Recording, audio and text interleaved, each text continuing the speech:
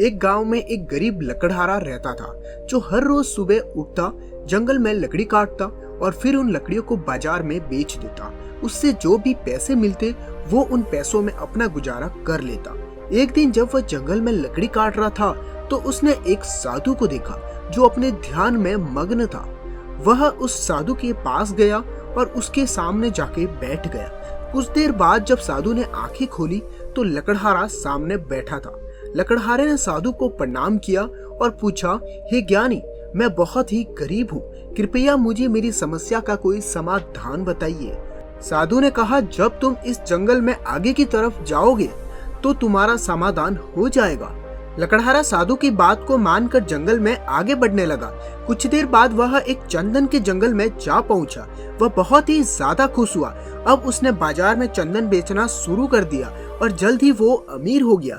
एक दिन उसने सोचा, साधु ने मुझे आगे बढ़ने के लिए कहा और मुझे चंदन का जंगल मिला। मुझे एक बार फिर उस साधु के पास जाना चाहिए। हो सकता है कि वह मुझे कुछ और अमीर बनने का रास्ता बता दे। यह सोचकर लकड़हारा एक बार फिर से जंगल में साधु से मिलने को गया। साधु पहले की तरह ध्यान में डूबा हुआ था।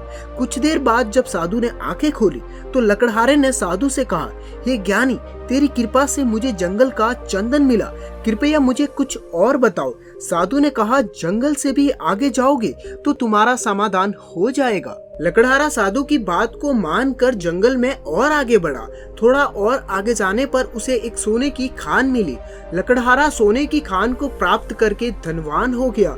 अब वह धनी व्यक्ति बन गया। वह खुशी खुशी अपना जीवन व्यतीत कर रहा था।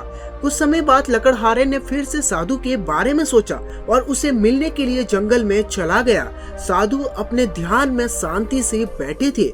लकड़हारे ने फिर से साधु से पूछा कि मुझे कुछ और चाहिए। तभी साधु ने जवाब दिया कि थोड़ा और जंगल में आगे बढ़ोगे तब तुम्हारी समस्या का समाधान हो जाएगा।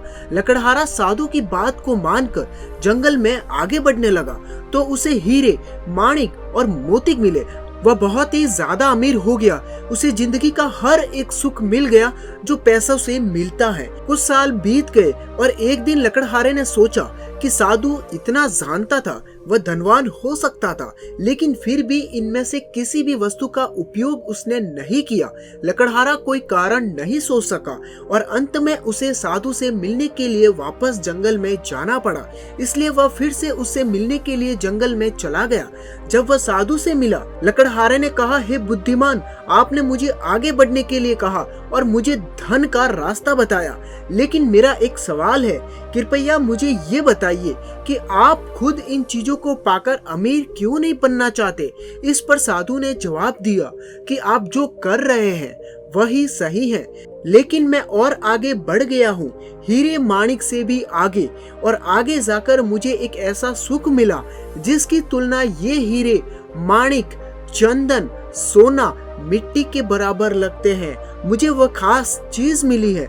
लकड़ी काटने वाला उत्सुक हो गया और पूछा, वह क्या है? साधु ने मुस्कुराते हुए उत्तर दिया, मैंने आंतरिक सुख को पाया है जो मैंने ध्यान के माध्यम से पाया है। यह सुनकर लकड़हारा साधु के चरणों में गिर पड़ा और बोला, मैं कितना मूर्ख व्यक्ति हूँ, तुम्हारे पास भीतर का खजाना है और मैं तुमसे कंकड़ मांगता रहा। कृपया मुझे बताएं कि मुझे ये आंतरिक खुशी कैसे मिल सकती है। मुझे नहीं पता कि कैसे ध्यान करना है, कृपया मेरा मार्गदर्शन करें।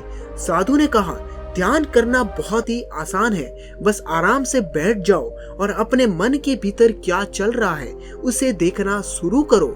अगर कोई अनुभव होता भी है तो उसे पकड़ो मत, उसे आने दो और जाने दो। अपने विचारों को तब तक देखते रहो जब तक कि आपके विचार पूरी तरह से शांत न हो जाए। जब कोई अनुभव नहीं होगा, कोई विचार नहीं होगा, तब आप ध्यान की स्थिति में होंगे। तब तुम्हारे ध्यान में कुछ भी नहीं आएगा, बस एक शून्य ही होगा और उस शून्य के शून्य में अनुभूति का दीपक जलेगा। साधु की यह बात सुनकर लकड़हारा समझ गया कि सच्चा सुख बाहरी धन और सुख सुविधाओं में नहीं है, बल्कि सच्चा सुख हमारे भीतर है। हमें बस इसे खोजने की जरूरत है। तो दोस्तों, इस कहानी को अपना अमूल्य समय देने के लिए बहुत बहुत धन्यवाद।